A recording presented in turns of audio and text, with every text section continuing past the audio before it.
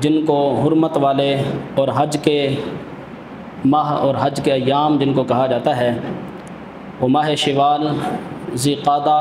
اور ذی الحج کے ابتدائی دن ہیں۔ اصل میں حج تو ذی الحج کے مہینے میں ہوتا ہے، لیکن چونکہ حاجی دنیا بھر سے ان ایام میں اپنا رخت سفر بیت اللہ کی جانب باندھ لیتے ہیں اور دنیا بھر کے حجاج کرام ان کے قافلے ان ایام میں اب بھی روانہ ہوتے ہیں، اور پہلے زمانوں میں بھی چونکہ سفر کرتے کرتے بسا اوقات 2-3 مہینے بھی لگ جاتے تھے، تو ماہ شوال سے حجاج کرام بیت اللہ کی جانب سفر کرنا شروع کر دیا کرتے تھے۔ اس وجہ سے اللہ تبارک و تعالیٰ نے اور شریعت مطہرہ نے ان مہینوں کو بھی عزت اور عظمت سے نوازا اور ان کو حرمت والے مہینے قرار دیا۔ تو چونکہ اب حجاج کرام جنہوں نے اس سال حج کرنا ہے ان کے قافلے روانہ ہو چکے ہیں اور کچھ تیاری میں ہیں، تو اس موسم میں موسم کا پھل میٹھا لگتا ہے، تو اس موسم میں حج کے متعلق آپ کو کچھ آگاہی دینا یہ ضروری باتوں میں سے ایک بات ہے، اس لیے کہ حج کا فریضہ اسلام اور دین کے بنیادی فریضوں میں سے ایک فریضہ ہے۔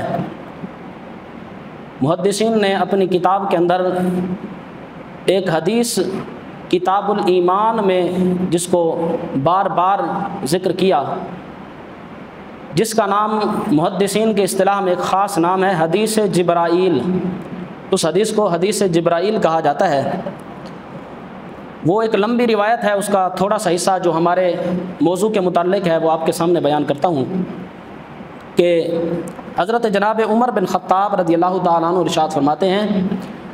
کہ ایک مرتبہ ہم اللہ کے رسول کی بارگاہ میں حاضر تھے، اچانک ایک شخص حضور کی بارگاہ میں حاضر ہوا جس کے کپڑے شدید سفید تھے۔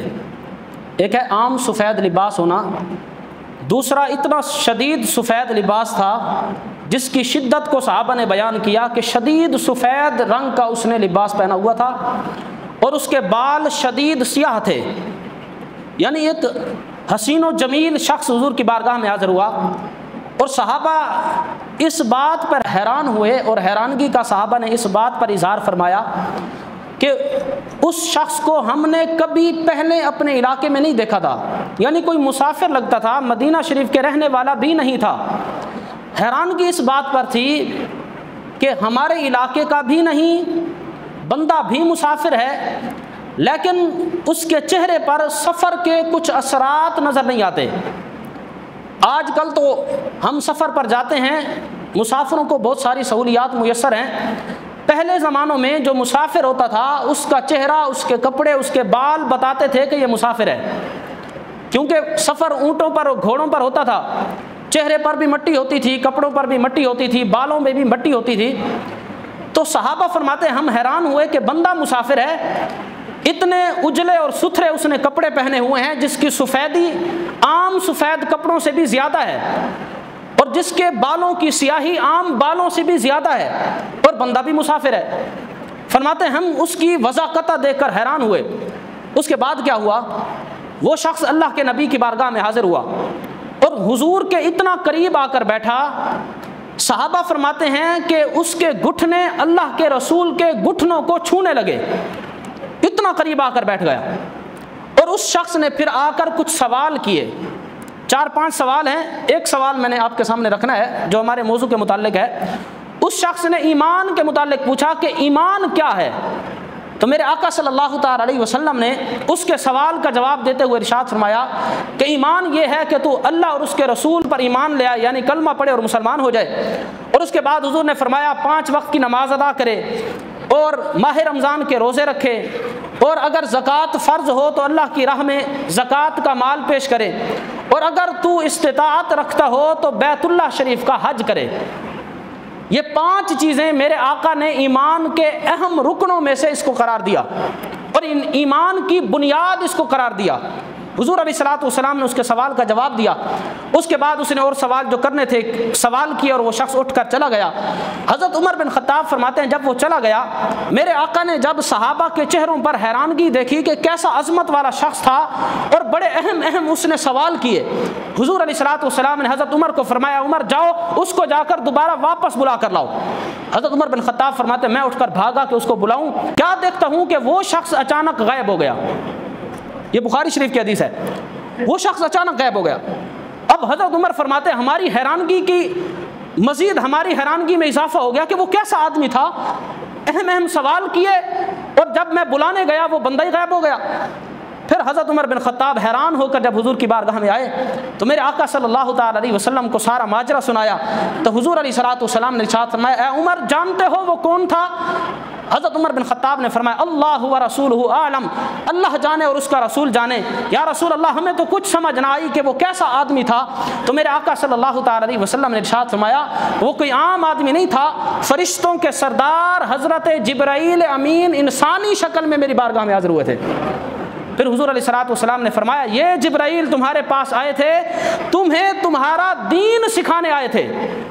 اب دیکھو دین کو سیکھنے اور سکھانے کا اللہ نے یہ بھی ایک اہتمام کر رکھا تھا کہ اگر کوئی اہم سوال ہوتے تھے اور صحابہ حضور سے نہیں پوچھتے تھے تو اللہ تبارک و تعالی انسانی شکل میں حضرت جبرائیل امین کو بھیج کر حضور علیہ الصلوۃ والسلام کی بارگاہ میں حاضر کر کے حکم دیتا تھا کہ اے جبرائیل جا میرے محبوب کے صحابہ کے سامنے میرے محبوب سے تو فلاں فلاں سوال کر, حضور تیرے سوالوں کا جواب دیں گے, سوالوں کا جواب سن کر میرے محبوب کے صحابہ جو ہیں دین اسلام کو سیکھ لیں گے. تو میرے آقا صلی اللہ علیہ وسلم نے فرمایا وہ کوئی عام شخص نہ تھا, وہ جبرائیل امین تھے, تمہیں تمہارا دین سکھانے کے لیے آئے تھے. یعنی جبرائیل امین جو سوال کر رہے تھے ان سارے سوالوں کا جواب جبرائیل امین کو آتا تھا, صرف اس لیے آئے تھے تاکہ جبرائیل امین سوال کریں, میں تمہاری موجودگی میں سوالوں کا جواب دے دوں اور سوالوں کا جواب سن کر تم اپنے دین کی اصلاح کر لو اور دین کو سیکھ لو. تو میرے آقا صلی اللہ تعالی علیہ وسلم نے اس حدیث پاک کے اندر اسلام کے جو بنیادی 5 رکن ہیں ان میں سے حج بیت اللہ کو ایک رکن قرار دیا. حج بیت اللہ کے متعلق قرآن کریم کی جو میں نے آیت پیش کی, اللہ رب العزت نے ارشاد فرمایا سورہ آل عمران میں وَلِلَّهِ عَلَى النَّاسِ حِجُّ الْبَيْتِ مَنِ اسْتَطَاعَ إِلَيْهِ سَبِيلًا, اللہ کی رضا کے لیے لوگوں پر بیت اللہ کا حج ہے لیکن ہر شخص پر نہیں بلکہ اس کے ساتھ ایک شرط ہے مَنِ اسْتَطَاعَ إِلَيْهِ سَبِيلًا, جو شخص حج کرنے کی استطاعت رکھتا ہو. حج کے فرض ہونے کی جو شرائط ہیں انشاءاللہ ہم ابھی بیان کریں گے کہ کس بندے پر کب حج فرض ہوتا ہے, انشاءاللہ ہم آج اس کو بیان کریں گے. پہلے حج کی فضیلت سن لیں کہ میرے آقا صلی اللہ تعالی علیہ وسلم نے حج کی کتنی بڑی فضیلت بیان فرمائی. ہمارے معاشرے کا ایک بہت بڑا حصہ ایسا ہے جو حج کو کچھ بھی نہیں سمجھتے, یعنی انہوں نے اپنی زندگی کے اندر کوئی نیت بھی نہیں کی ہوتی کہ ہم نے حج بھی کرنا ہے یا نہیں کرنا. حالانکہ حج جو ہے اسلام کے فرائض میں سے ایک اہم ترین بنیادی فریضہ ہے, بنیادی رکن جو میرے آقا نے بیان فرمایا ان میں سے ایک حج بیت اللہ کو بھی بیان فرمایا. حج کی اتنی بڑی فضیلت ہے, ام المومنین حضرت سیدہ عائشہ صدیقہ رضی اللہ تعالی عنہا نے ایک مرتبہ حضور سے پوچھا یا رسول اللہ مرد جہاد پر جاتے ہیں, جہاد پر جا کر اللہ کی راہ میں جہاد کرتے ہیں, لڑتے ہیں, اللہ ان کو کثرت کے ساتھ اجر و ثواب عطا فرماتا ہے اور جا کر وہاں شہید ہوتے ہیں, شہادت کا رتبہ پاتے ہیں. یا رسول اللہ کیا عورتوں کا بھی کوئی جہاد ہے؟ یعنی ہم تو اس جہاد سے محروم رہ گئی, اس ثواب سے ہم تو محروم ہیں. تو میرے آقا صلی اللہ تعالی علیہ وسلم نے ارشاد فرمایا, ابن ماجہ کے اندر حدیث موجود ہے, حضور علیہ الصلوۃ والسلام نے ارشاد فرمایا اے عائشہ کیوں نہیں, عورتوں کا بھی جہاد ہے. لیکن حیرانگی کی بات ہے حضور علیہ السلام نے فرمایا اے عائشہ عورتوں کا ایسا جہاد ہے جس میں لڑنا نہیں پڑتا. مرد تو جاتے ہیں لڑتے ہیں, ان کو زخم بھی آتے ہیں, تکالیف بھی ہوتی ہیں, ان کا خون بھی بہتا ہے, بسا اوقات شہادت اپنی جان بھی اللہ کی راہ میں دینی پڑتی ہے. میرے آقا نے فرمایا اللہ نے عورتوں کا ایسا جہاد عورتوں کو عطا فرمایا ہے جس میں لڑنا بھی نہیں پڑتا. اللہ تبارک و تعالی عورتوں کو جہاد جتنا اجر و ثواب بھی عطا فرماتا ہے. حضرت عائشہ تو صدیقہ رضی اللہ تعالیٰ عنہ نے پھر پوچھا یا رسول اللہ عورتوں کا جہاد کیا ہے؟ میرے آقا صلی اللہ تعالیٰ علیہ وسلم نے ارشاد فرمایا وہ خاتون جو اللہ کی رضا کی خاطر بیت اللہ کا حج کر آتی ہے، اللہ تبارک و تعالیٰ حج کے اندر عورت کو اتنا جو ثواب عطا فرما دیتا ہے جتنا اللہ تبارک و تعالیٰ مرد کو جہاد کرنے کا جو ثواب عطا فرماتا ہے۔ عورتوں کا جہاد، اس کو میرے آقا صلی اللہ تعالیٰ علیہ وسلم نے حج جو ہے اس کو قرار دیا۔ اسی طرح ایک اور حدیث سن لیں، حضور علیہ الصلوۃ والسلام نے ارشاد فرمایا کہ حج اور عمرہ کیا کرو، اس لیے کہ حج اور عمرہ یہ دو چیزیں ایسی ہیں تنفیان الفقر والذنوب، حج اور عمرہ بندے کے فقر کو بھی ختم کر دیتے ہیں اور بندے کے گناہوں کو بھی ختم کر دیتے ہیں۔ میں چیلنج سے کہتا ہوں، آپ نے کوئی بندہ بھی زندگی میں ایسا نہیں دیکھا ہوگا جو اپنا مال جمع کر کے حج کرنے کے لیے گیا ہو اور واپس آ کر وہ غریب ہو گیا ہو، ایسا نہیں ہے۔ حج ایک ایسی چیز ہے، بظاہر تو بندہ سوچتا ہے کہ 18-20 لاکھ کا ہوا کھڑا ہے، 15-20 لاکھ میں کیسے جمع کروں گا؟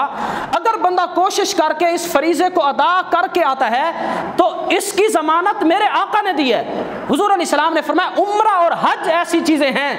جو بندے کے گناہوں کو بھی مٹا دیتی ہیں اور بندے کے فقر اور غربت کو بھی مٹا دیتی ہیں۔ یعنی بندے کی مالی حیثیت حج کرنے سے پہلے جو تھی اس سے گر نہیں جاتی بلکہ اس سے بھی بلند ہو جاتی ہے۔ یہ حج کے اندر اللہ تبارک و تعالیٰ نے اس فضیلت کو بھی رکھا ہے۔ اسی طرح حضور علیہ الصلوۃ والسلام کا ایک اور فرمان سنیں، حضرت سیدنا ابو ہریرہ رضی اللہ تعالیٰ عنہ ارشاد فرماتے ہیں، نبی پاک علیہ السلام نے فرمایا من حج فلم یرفس ولم یفسق، جس شخص نے حج کیا اور حج کے دوران اس نے کوئی فسق و فجور نہ کیا۔ بسا اوقات حاجی جاتے ہیں وہاں جا کر لوڈو کھیلنے لگ جاتے ہیں، گانے سنتے ہیں، وہی معاملات جو یہاں تھے وہاں بھی وہی ہوتے ہیں، تو پھر ایسا حاجی کیا لے کر آئے گا؟ میرے آقا نے فرمایا جو شخص حج پر گیا اور دوران حج اس نے کوئی فسق و فجور نہ کیا۔ بعض حاجی ایسے بھی ہوتے ہیں وہاں جا کر چوریاں کرتے ہیں۔ یہ ایک مجھے بندے نے بتایا، وہ وہاں سعودیہ میں رہتا ہے، وہ کہنے لگا کہ پاکستان کے جو حاجی آتے ہیں ان کے اندر ایک یہ خرابی بھی پائی جاتی ہے کہ دنیا سے جتنے بھی مسلمان آتے ہیں اپنا سامان لے کر آتے ہیں، اکثر پاکستانی ایسے ہوتے ہیں ان کا سامان چوری کر لیتے ہیں۔ اب بتاؤ وہ جو حاجی اتنا خرچہ کر کے بیت اللہ کا حج کرنے گیا ہے اور وہاں جا کر اتنا حرام کے درجے کا کام کر رہا ہے، وہ کیا کما کر آئے گا؟ تو میرے آقا نے فرمایا ایسا حاجی جو حج پر گیا اور اس نے حج کے دوران کوئی فسق و فجور نہ کیا، اپنے آپ کو گناہوں سے بچاتا رہا، اس حاجی کی فضیلت حضور علیہ الصلوۃ والسلام نے کیا بیان فرمائی؟ میرے آقا صلی اللہ تعالی علیہ وسلم نے ارشاد فرمایا راجع کانما ولدتہ امہ، حج کر کے ایسے گناہوں سے پاک ہو کر واپس لوٹتا ہے جس طرح وہ بچہ گناہوں سے پاک ہوتا ہے جس کو اس کی ماں نے ابھی تازہ جنم دیا ہو۔ یعنی چھوٹا بچہ جس طرح پیدا ہوتے ہی گناہوں سے پاک اور صاف ہوتا ہے، اگر حاجی وہاں جا کر اپنے آپ کو گناہوں سے بچا کر حج کے مناسک کو ادا کرتا ہے تو میرے آقا صلی اللہ علیہ وسلم نے ارشاد فرمایا حج ایک ایسی چیز ہے پچھلے گناہوں کو ایسے کھا جاتی ہے، پچھلے گناہوں کو ایسے مٹا دیتی ہے، بندہ گناہوں سے ایسے پاک ہو جاتا ہے جس طرح اس کی ماں نے اس کو ابھی جنم دیا ہو۔ اسی طرح ایک اور حدیث سنیں، اس کے بعد ہم حج کی فرضیت بیان کرتے ہیں، بلکہ وہ حدیث میں نہیں سناتا، وقت ہو گیا، حدیث انشاءاللہ پھر کبھی کسی اور موڑ پر سنائیں گے۔ حج کے واجب ہونے اور حج کے فرض ہونے کے لیے 8 شرائط ہیں۔ جس بندے میں 8 شرائط پائی جائیں اس پر حج کرنا لازم اور فرض ہو جاتا ہے۔ اگر اس کے باوجود بھی حج نہیں کرتا تو ایسا شخص گناہگار ہے۔ میرے آقا نے فرمایا کہ جو شخص بغیر مجبوری کے جس پر حج فرض ہے، حج فرض ہونے کے باوجود بیت اللہ کا حج کرنے نہیں جاتا، ایسا شخص یہودی ہو کر مرے یا نصرانی ہو کر مرے، ہمیں اس کی کوئی پرواہ نہیں ہے۔ اتنی ناراضگی کا اظہار فرمایا۔ تو سن لیں، آپ ہر شخص اپنی حیثیت کو دیکھ لینا، میں شرائط بیان کر رہا ہوں، جس بندے میں یہ 8 شرائط پائی جاتی ہیں اس پر حج ادا کرنا فرض ہے، ضروری ہے۔ اگر حج ادا نہیں کرے گا، میں نے وعید سنا دی، میرے آقا نے کتنی ناراضگی کا اظہار فرمایا۔ پہلی شرط ہے اسلام، مسلمان ہونا، کافر کے لیے تو حج نماز کچھ بھی نہیں ہے، مسلمان ہونا۔ دوسری شرط ہے بالغ ہونا، نابالغ پر بھی حج فرض نہیں ہے۔ اگر اپنے والدین کے ساتھ بسا اوقات بچے چلے جاتے ہیں، والدین لے جاتے ہیں تو وہ نفل حج ہوتا ہے، فرض نہیں ہوتا۔ فرض حج کے لیے بالغ ہونا بھی شرط ہے۔ تیسری شرط عاقل ہونا، عقل مند پر حج فرض ہے۔ اگر کوئی بیوقوف ہے، دیوانہ ہے، مجنوں ہے، اس پر حج فرض نہیں ہے، اگر جتنا مرضی مال و دولت کا مالک ہو اس پر بھی حج فرض نہیں ہے۔ حج کی شرائط میں سے عقل مند ہونا بھی ضروری ہے۔ اور اگلی شرط ہے آزاد ہونا۔ اب تو سارے ہی آزاد ہیں، غلامی کا جو معاملہ تھا پہلے زمانے میں ہوتا تھا، آزاد ہونا بھی یہ حج کی شرائط میں سے ہے۔ اور ایک اور شرط، اگلی شرط ہے 5ویں شرط، تندرست ہونا۔ اگر کوئی شخص بیمار ہے یا بوڑھا ہو گیا ہے، بڑھاپے کی وجہ سے اس کو پتہ ہے کہ میں جاؤں گا تو مناسک حج ادا نہیں کر سکوں گا، یا بیماری کی وجہ سے مناسک حج ادا نہیں کر سکوں گا، بیمار ہے تو اس کے لیے حج ابھی فرض نہیں ہے، بلکہ بیماری کے ختم ہونے کا انتظار کرے گا کہ جب بیماری ختم ہو جائے گی، صحت مند ہو جائے گا، اس کے بعد وہ جا کر حج کا فریضہ ادا کر کے آئے گا۔ اسی طرح کوئی بوڑھا ہو گیا، اس کو پتہ ہے میں صحت مند ہو ہی نہیں سکتا، یا لا علاج کسی کو بیماری ہے، تو ایسے شخص پر ضروری ہے کہ مال و دولت جمع کرے۔ اگر اس پر حج فرض بنتا ہے تو کسی نوجوان صحت مند کو اتنا پیسہ دے دے کہ وہ اس کی طرف سے جا کر حج بدل کر کے آئے۔ تو صحت مند ہونا، تندرست ہونا، یہ بھی حج کی شرائط میں سے ایک شرط ہے۔ اور جو اہم شرط ہے، 6ٹھی شرط، وہ یہ ہے کہ من استطاع الیہ سبیلا، بندے کے پاس اتنی استطاعت ہو کہ آنے جانے کا خرچہ بھی برداشت کر سکے، جتنے دن وہاں رہے گا کھانا پینا رہائش کا جو خرچہ ہے اس کو بھی برداشت کرنے کی مالی طور پر اس کی حیثیت ہو۔ ایسا نہ ہو کہ آنے جانے کی ٹکٹ تو خرید لے، وہاں جا کر لوگوں کے سامنے بھیک مانگتا پھرے، اس پر بھی حج فرض نہیں ہے۔ آنے جانے کا خرچہ بھی ہو، وہاں جتنے دن رہے گا وہاں جتنا اس کا کھانے پینے کا رہائش کا خرچہ ہوگا وہ بھی اپنے جیب پر برداشت کرنے کی صلاحیت رکھتا ہو، اور جتنے دن وہاں رہے گا اس کے پیچھے جو بیوی بچے ہیں جن کا اس پر نان و نفقہ ضروری ہے ان کا خرچہ پیچھے دے کر جانے کی بھی صلاحیت رکھتا ہو۔ 4 چیزیں، آنے جانے کا خرچہ، وہاں رہنے کا خرچہ، پیچھے بیوی بچوں کا خرچہ، اگر وہ برداشت کرنے کی صلاحیت رکھتا ہے، مالی طور پر اتنا طاقتور ہے، تو ایسے شخص پر حج کرنا ضروری ہو جاتا ہے، فرض ہو جاتا ہے۔ اسی طرح ایک اور آخری جو عورتوں کے متعلق شرط ہے وہ یہ ہے کہ عورت کے لیے ضروری ہے کہ اس کا محرم ساتھ ہو، یا شوہر کو ساتھ لے کر جائے یا کسی ایسے محرم کو ساتھ لے کر جائے کہ زندگی کے اندر کسی بھی صورت میں اس سے نکاح نہ ہو سکتا ہو۔ بیٹا ہے، باپ ہے، بھائی ہے، جن سے نکاح نہیں ہو سکتا، یہ محارم رشتے ہیں۔ عورت پر حج اس وقت فرض ہوتا ہے جب اپنے ساتھ محرم کو لے جانے کی صلاحیت رکھتی ہو۔ اگر اپنے ساتھ محرم کو لے کر نہیں جاتی تو ثواب کمانے کی بجائے گناہ کما کر آئے گی۔ اور عمرہ کے اندر بھی یہ شرط ہے عورت کے لیے، اگر عمرہ کے لیے جا رہی ہے تو اپنے ساتھ کسی محرم کو لے کر جائے گی۔ بسا اوقات ایسا بھی ہوتا ہے کہ کوئی امیر آدمی کسی بیوہ کو پیسے دے دیتا ہے اور کہتا ہے جا تو حج کر کے آ جا، عمرہ کر کے آ جا۔ اب اس بیچاری عورت کو پتہ نہیں ہوتا کہ حج یا عمرہ کی شرائط کیا ہیں، وہ پیسے دیکھ کر یا حج یا عمرہ کی ٹکٹ دیکھ کر خوشی خوشی چلی تو جاتی ہے، اب وہ بیچاری ثواب کی بجائے گناہ کما رہی ہوتی ہے۔ محرم کے علاوہ عورت کے لیے سفر کرنا حرام ہے۔ میرے آقا صلی اللہ علیہ وسلم نے اس کو سختی کے ساتھ منع فرمایا۔ وہ تو اس زمانے میں منع فرمایا جو پاکیزہ زمانہ تھا، صحابہ اور تابعین کا زمانہ تھا، اب تو گیا گزرا زمانہ ہے، اب تو فتنے کا زیادہ خوف ہے، اب تو اس شرط پر زیادہ سختی سے عمل کیا جائے گا۔ تو عورت کے لیے حج کرنے کی شرائط میں سے ایک شرط یہ ہے کہ اپنے ساتھ کسی محرم کو لے کر جائے، یا اپنے شوہر کو لے کر جائے، یا کسی محرم رشتے کو اپنے ساتھ لے کر جائے۔ ہاں اگر وہ اپنے ساتھ لے کر جانے کی طاقت نہیں رکھتی اور اس کے محارم جتنے بھی رشتے ہیں سارے غریب ہیں، کوئی بھی استطاعت نہیں رکھتا کہ وہ حج پر جا سکے، تو ایسی عورت پر ضروری ہے پھر پیسے جمع کرے، اپنے محرم کا خرچہ بھی برداشت کرنے کی اپنے اندر پہلے صلاحیت پیدا کرے، اس کو بھی حج کا ٹکٹ لے کر دے، اپنا بھی حج کا خرچہ برداشت کرے، اپنے محرم کا بھی حج کا خرچہ برداشت کرے۔ اپنے محرم کے ساتھ جب حج پر جائے گی تو اللہ تبارک و تعالیٰ پھر اس کا حج جو ہے کامل ثواب کے ساتھ قبول فرما لے گا۔ تو حج کی میں نے 8 شرائط بیان کر دی ہیں، ہر شخص اپنی حیثیت پر دیکھے، اپنے گریبان کے اندر جھانکے، اگر کسی کی حیثیت پر یہ 8 شرائط پوری آتی ہیں تو ایسے شخص پر حج ادا کرنا ضروری ہے۔ اگر اس کے باوجود وہ حج نہیں کرتا تو میرے آقا نے فرمایا ایسا شخص یہودی ہو کر مرے یا نصرانی ہو کر مرے، مجھ محمد کو ایسے امتی کی کوئی پرواہ نہیں ہے۔ اللہ تبارک و تعالی ہم سب کو عمل کرنے کی توفیق عطا فرمائے۔